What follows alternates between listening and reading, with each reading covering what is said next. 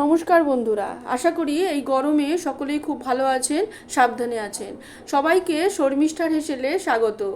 আজ আপনাদের সাথে যে রেসিপিটি শেয়ার করব সেটি একটি নিরামিষ রেসিপি, মটর ডালের মুইঠা। যে কোনো নিরামিষ দিনে এইভাবে যদি মটর ডালের মুইঠা রান্না করেন তাহলে যারা নিরামিষ খেতে পছন্দ করে না তারাও খুব ভালো আনন্দ করে খাবে। প্রথমে 200 গ্রাম মটর ডাল আমি ওভারনাইট একে ভালো করে ধুয়ে নিয়ে ভিজিয়ে রেখেছি। আপনাদের হাতে যদি সময় না থাকে সেক্ষেত্রে আপনারা 2-3 ঘন্টা এটাকে ভিজিয়ে রেখে দিতে পারেন। এবার আমি একটা ছাঁকনিতে জলটাকে ছেঁকে নিলাম এবং মিনিট 2-এর জন্য একে জলটা শুকাতে দিলাম। মটর ডালের মুইঠার ক্ষেত্রে জল কিন্তু দেওয়া যাবে না, তাহলে মটর ডাল মুইঠাটা গরম ভালো হবে না।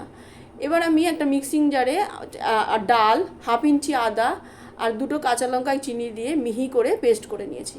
এবার একটা পাত্রে নিয়ে নিলাম ডালটা, তারপর হাফ চামচ নুন, হাফ চামচ হলুদ দিয়ে একে মেখে নিতে হবে। আপনারা যদি আমার চ্যানেলের নতুন বন্ধু হয়ে থাকেন তবে আর রান্নাগুলো যদি আপনাদের ভালো লেগে থাকে তবে চ্যানেলটি সাবস্ক্রাইব করবার অনুরোধ রইল এবং পুরনো বন্ধুরা যেভাবে আমার পাশে আছেন এভাবেই আমার পাশে থেকে উৎসাহ দেবেন। এবার আমি কড়াইতে 1 মগ জল নিয়ে নিয়েছি এবং একটু নুন দিয়ে একে হাই ফ্লেমে ফুটতে দেবো। এই সময় আমি মুইঠাগুলোকে মুঠো মুঠো করে, ডালটাকে মুঠো মুঠো করে নিয়ে মুইঠার আকারে গড়ে নিচ্ছি। যেহেতু মুঠো মুঠো করে গড়া হয় সেই জন্য একে মুইঠা বলা হয়। দেখুন গড়তে গড়তে জলটা ফুটে গেছে। এইবার আমি মুইঠাগুলোকে ওই হাই ফ্লেমে রেখেই আস্তে আস্তে করে এর মধ্যে দিয়ে দেব এবং যদি টাইম হিসাবে লক্ষ্য করেন তাহলে দেখবেন 2-3 মিনিট। সব থেকে ভালো হয় যদি আপনারা খেয়াল করেন যে এটা যখন ভেসে উঠবে, মুইঠাটা যখন ভেসে উঠবে জলের ওপরে, তখনই আপনারা গ্যাসটাকে বন্ধ করে দেবেন এবং মুইঠাগুলো তুলে নেবেন। খুব আস্তে আস্তে করে একটা পাত্রে মুইঠাগুলোকে জল থেকে তুলে নেবেন।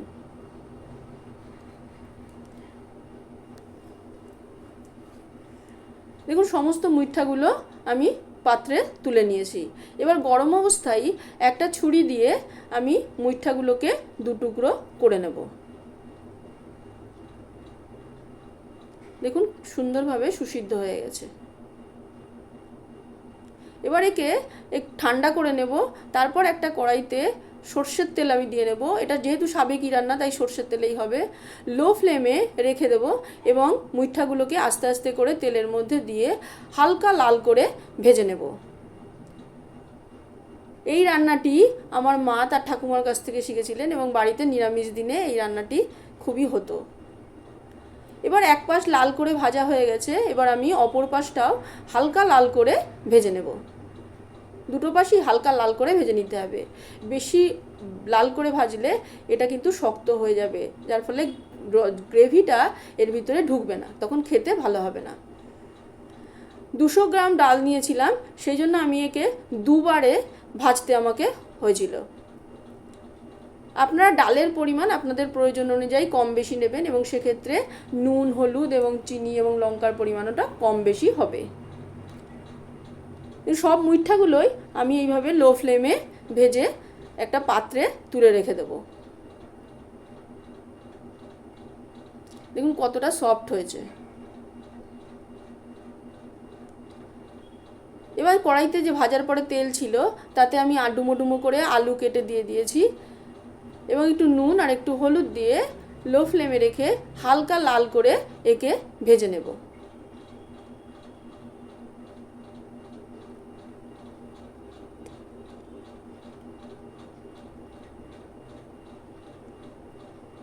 আপনারা আজ আলুটা অপশনাল নাও দিতে পারেন, যদি আপনাদের আলুতে কোনো প্রবলেম থাকে সেক্ষেত্রে আলুটা নাও দিতে পারেন। এবার আমি গ্যাসটা বন্ধ করে একটা মশলা তৈরি করে নেব। 1 টিস্পুন জিরের গুঁড়ো, 1/2 টিস্পুন ধনের গুঁড়ো আর 1/4 চামচ কাশ্মীরি লঙ্কার গুঁড়ো। কাশ্মীরি লঙ্কার গুঁড়োটা অপশনাল, এটা রঙের জন্য দেওয়া হয়। একটু জল দিয়ে একে গুলে আমি রেখে দেবো। আর একটা মিক্সার জারে আমি একটা ছোট টমেটো, 2টো কাঁচা লঙ্কা নেব। এক্ষেত্রে ঝাল খুবই কম হয় তরকারিটা। আর 1 চামচ আদা গ্রেট করে নেব। কড়াইতে আলু ভাজার পরে এবার গ্যাসটা আবার অন করে দেব এবং কড়াইতে আলু ভাজার পরে যে তেল ছিল, একদমই অল্প তেল ছিল, সেই তেলে একদম লো ফ্লেমে আমি 2 চামচ, বড় 2 চামচ নারকেল কোড়া নিয়ে নিয়েছি, সেটাকে হালকা করে ভেজে নেব। যদি বেশি লাল করে ভাজেন তাহলে এটা মানে শক্ত হয়ে যাবে এবং এর যে নারকেলের যে দুধটা থাকে সেটা কিন্তু আর থাকবে না। নারকেলের দুধটা না থাকলে, এটা একটু হালকা পরিমাণ দুধ থাকলে গ্রেভিতে দিলে সেটা খেতে খুব টেস্টি হয়। এবার আমি কড়াইতে আর তেল ছিল নারকেল ভাজার পরে, তারপর আমি 2 চামচ, বড় 2 চামচ তেল দিয়ে দিলাম, 2টো ছোটো তেজপাতা, 1/2 চামচ গোটা জিরে। ফোড়ন দেওয়ার সময় কিন্তু লো ফ্লেমই রাখবো, নাহলে ফোড়নটা পুড়ে যাবে আর গন্ধটা কিন্তু বেরোবে না। 1/2 ইঞ্চি দারচিনি আর 4টে এলাচ ও একটা শুকনো লঙ্কা টুকরো করে আমি দিয়ে দিলাম। এটা যখন থেকে সুন্দর গন্ধ বেরোবে তখন আমি গ্রেট করা আদাটা দিয়ে দেব। আদা আমরা বিভিন্নভাবেই তরকারিতে ব্যবহার করে থাকি, তবে এইভাবে একবার ব্যবহার করে দেখবেন যে মানে গ্রেট করা আদাটা লো ফ্লেমে দিয়ে ক্রমাগত একে নাড়তে হবে এবং যখন সুন্দর গন্ধ বেরোবে আদাটা দিয়ে তখন আমি এর ভিতরে আলুটা দিয়ে দেবো। তখন বুঝতে হবে আদাটা হয়ে গেছে এবং আলুটা দিয়ে দেবো। আদাটা কিন্তু লাল করে ভাজবেন না।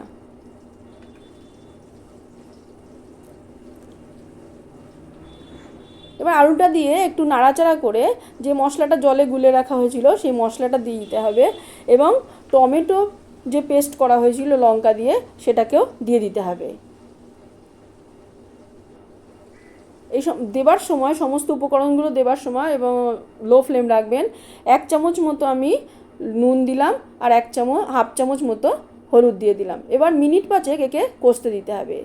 3-4 মিনিট কষার পরে যখন একটু তেল ছেড়ে ছেড়ে আসবে তখন মশলাটায় একটু দেখুন তেল ছেড়ে ছেড়ে এসছে, এই সময় একটু জল দিয়ে দেবো, একটু গরম জল দেব আর দিয়ে দেবো ওই নারকেল কোড়াটা। নারকেল কোড়াটা বেশি আগে দেবেন না, আবার বেশি পরেও দেওয়া যাবে না। এই সময় দিলে কি হবে, নারকেল কোড়াটা সিদ্ধও হয়ে যাবে আবার একদম গলেও যাবে না।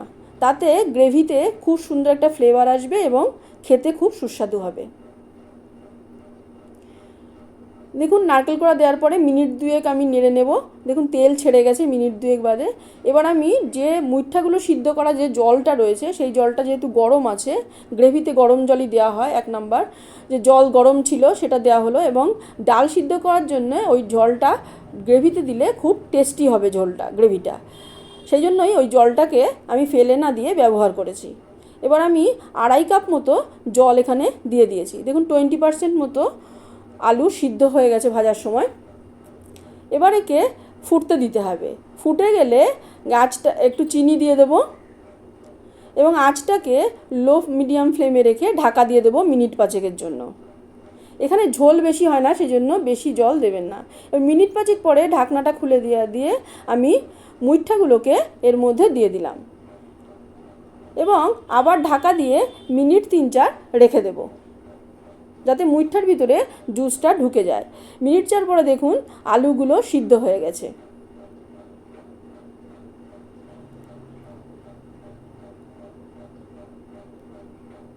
এবার আমি দিয়ে দেবো 1 চামচ ঘি এবং 1/4 চামচ গরম মশলা।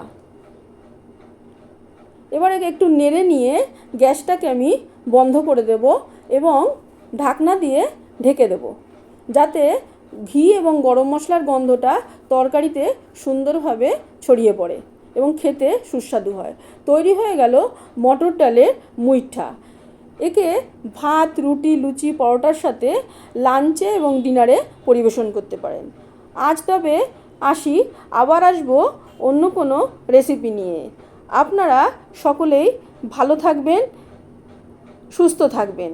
পুরো ভিডিওটি দেখার জন্য সবাইকে ধন্যবাদ।